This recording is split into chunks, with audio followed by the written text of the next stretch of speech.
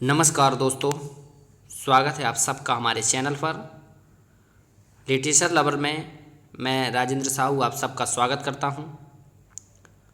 आज की इस क्लास में हम लोग पढ़ेंगे भारत के प्रमुख बंदरगाह, major ports of India.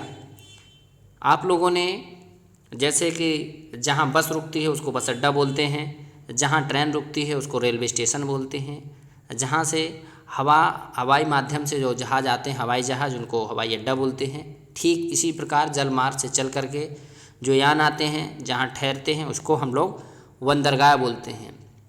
Bharat में जो बंदरगाह हैं पश्चिमी और पूर्वी तट पर है, जो कि समुद्र के किनारे, चाहे अरब सागर का क्षेत्र हो या बंगाल की खाड़ी का क्षेत्र या हिंद महासागर, इन तीनों क्षेत्रों में फैले हुए हैं। तो आज हम इन्हीं के बारे में जानने वाले हैं। पहला हमारा जो बंदरगाह है कांदला। कांदला बंदरगाह पश्चिमी तट पर गुजरात में स्थित है। गुजरात जो कि पश्चिम में स्थित राज्य है भारत का, और ये वहाँ पर कांदला बंदरगाह है। जो कांदला बंदरगाह है ये देश का एक ज्वारी बंदरगाह है और इस बंदरगाह से मुक्त व्यापार क्षेत्र है। यहाँ पर ये कांदला बंदरगाह है जो पश्चिमी तट पर है, गुजरात राज्य में है, और इसके साथ साथ जो कांदला बंदरगाह है ये मुक्त व्यापार क्षेत्र के लिए प्रसिद्ध है और ये ज्वारी बंदरगाह है। आगे हम लोग देखेंगे पारादीप। पारादीप उड़ीसा। उड़ीसा में जो पारादीप है वहीं पर एक बंदरगाह है, और इस पारादीप बंदरगाह जो बंगाल की खाड़ी में स्थित है और ये पूर्वी तट पर है। इसमें हम लोगों को देखना है कि जो बंदरगाह हैं किस तट पर हैं और किस राज्य से संबंधित हैं। आगे हम लोग देखेंगे JNPT, जवाहरलाल नेहरू बंदरगाह, जो कि पश्चिमी तट पर महाराष्ट्र में स्थित है और जो कि एक प्रकार से कहा जाए तो अरब सागर, जैसा कि हम लोग अरब सागर, हिंद महासागर और बंगाल की खाड़ी में हमारा देश स्थित है, तो वहीं पर जवाहरलाल नेहरू बंदरगाह है जो पश्चिमी तट पर महाराष्ट्र में है, वहीं पर ये स्थित है। आगे हम लोग देखेंगे मुंबई बंदरगाह। जितने भी बंदरगाह हैं बहुत महत्वपूर्ण हैं, किसी न किसी एग्जाम में पूछे जाते रहे हैं कि मुंबई में जो बंदरगाह है किस तट पर है, या मुंबई बंदरगाह किस सागर के तट पर स्थित है। तो मुंबई बंदरगाह पश्चिमी तट पर स्थित है और ये पश्चिम तट है जो अरब सागर का होगा और ये महाराष्ट्र में है। ये एक प्रकार से भारत का सबसे बड़ा प्राकृतिक बंदरगाह है, और ये प्राकृतिक बंदरगाह जो मुंबई है, मतलब जो पूर्व में बने हुए हैं कुछ कृत्रिम हैं, लेकिन ये प्राकृतिक बंदरगाह है। आगे हम लोग देखेंगे विशाखापत्तनम। विशाखापत्तनम जो पोर्ट है, बंदरगाह है, वो पूर्वी तट पर स्थित है। पूर्वी तट पर स्थित है और ये आंध्र प्रदेश में है। आंध्र प्रदेश में बंगाल की खाड़ी के पास स्थित है।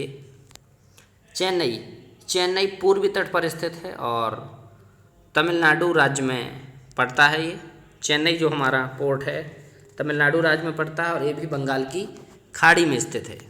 आगे हम लोग देखेंगे कोलकाता। कोलकाता जो हमारा है पूर्वी तट पर स्थित है और ये पश्चिम बंगाल में पड़ता है, जैसा कि आप जानते हैं। पूर्वी तट में ये बंगाल की खाड़ी के पास वहीं पर एक हुगली नदी है, वहाँ पर स्थित है। हुगली नदी के पास ही वहीं बंगाल खाड़ी है, वहीं पर ये स्थित है। मैंगलोर बंदरगाह। मैंगलोर कर्नाटक में पड़ता है और पश्चिमी तट का एक महत्वपूर्ण बंदरगाह है। अब ये मैंगलोर बंदरगाह है तो ये एक प्रकार से हम देखेंगे कि ये अरब सागर में पड़ेगा। इसमें हम लोगों को यही देखना ही है कि किस तट पर है, किस सागर में है और किस राज्य में है। तूतीकोरन तमिलनाडु में पूर्वी तट पर पड़ता है और ये लगभग जैसे कि पूर्वी तट हमारा एक प्रकार से अरब सागर में चला जाता है, और अरब सागर में हम जाने के बाद आगे थोड़ा और बढ़ेंगे तमिलनाडु तो बंगाल की खाड़ी में पड़ता है ये। मारमागुआ पश्चिमी तट पर है और ये गोवा राज्य में स्थित है। मारमागुआ अरब सागर में स्थित एक बंदरगाह है। आगे हम लोग देखेंगे कोच्चि बंदरगाह। कोच्चि जिसको केरल का पूर्व में नाम कोच्चि ही था। ये केरल राज्य में है और ये पश्चिमी तट पर स्थित है। पश्चिमी तट पर स्थित है और अरब सागर में जो स्थित, अरब सागर में ही है, अरब सागर में बनाया गया है। आगे देखेंगे कृष्णपट्टनम पोर्ट पूर्वी तट पर आंध्र प्रदेश राज्य में है और पूर्वी तट पर है। पूर्वी तट पर मतलब बंगाल की खाड़ी के पास होगा। एन्नोर तमिलनाडु में है और ये बंगाल की खाड़ी में गिरता है।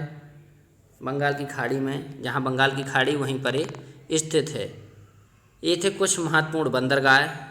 इन बंदरगाहों के बारे में हमने देखा कि किस तट पर स्थित हैं, किस राज्य में स्थित हैं और किस सागर के समीप स्थित हैं।